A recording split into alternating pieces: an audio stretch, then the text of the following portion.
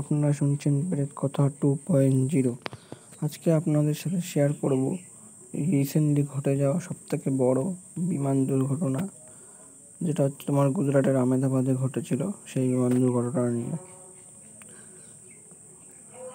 12ই June 2025 ভারতের আকাশে ঘটল এমন এক ঘটনা যা ইতিহাসের অক্ষরে কালো লেখা থাকবে। এক মুহূর্তে আকাশ থেকে মাটিতে ধসে পড়ল 242 জন যাত্রী সহ একটি বোয়িং ড্রিম লাইনার। আহমেদাবাদ কেঁপে উঠল, গোটা দেশ স্তম্ভিত। এয়ার ইন্ডিয়া ফ্লাইট A171 একটি বোয়িং 787 এই ড্রিম লাইনার যাত্রা শুরু করেছিল আহমেদাবাদ থেকে লন্ডনের উদ্দেশ্যে।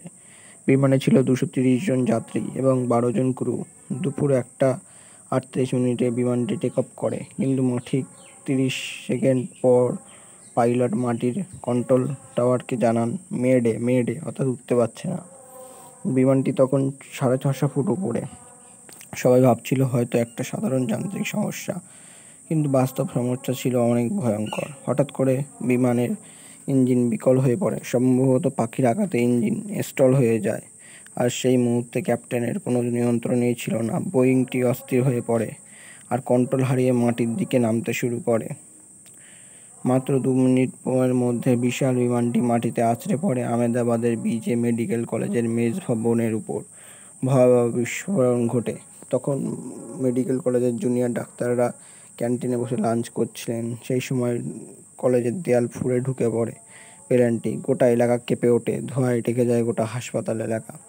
বিমানে থাকা 242 জনের মধ্যে মারা যান 241 জন, শুধু একজন বেঁচে যান। তার নাম বিশ্বাস কুমার রমেশ।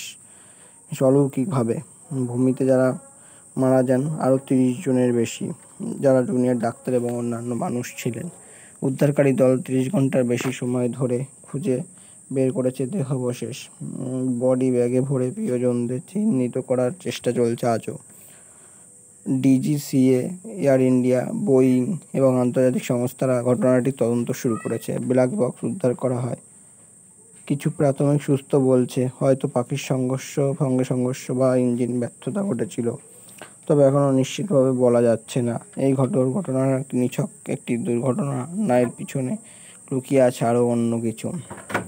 নিখোঁজদের পরিবারের আজও অপেক্ষা করে বসে আছেন, কেউ তাদের ফিরে আসবে এই বিশ্বাসে, কেউ বা কান্না জড়ানো কণ্ঠে বলছে ওর সাথে শেষ কথা বলেছিলাম 10 মিনিট আগে, বিশ্বাসই হচ্ছে না যে ও আর নেই।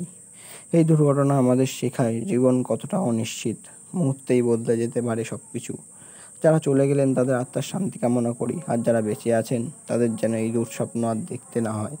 আহমেদাবাদ বিমান দুর্ঘটনা 2025 একটা ভয়াবহ ট্র্যাজেডি, যা ভারতের ইতিহাসে চিরদিন স্মরণীয় হয়ে থাকবে। ভিডিওটি ভালো লাগলে লাইক দিন, শেয়ার করুন এবং সাবস্ক্রাইব করুন এবং আরও সত্যভিত্তিক গল্পের জন্য। তো গল্পটি আজকের মতো এখানেই ঘটনাটি শেষ করব। তো ঘটনাটি যদি আপনাদের ভালো লেগে থাকে এবং মনে ব্যথা জাগায়, তো অবশ্যই করে সাবস্ক্রাইব করে নেবেন আর আমাদের পাশে থাকবেন। ধন্যবাদ।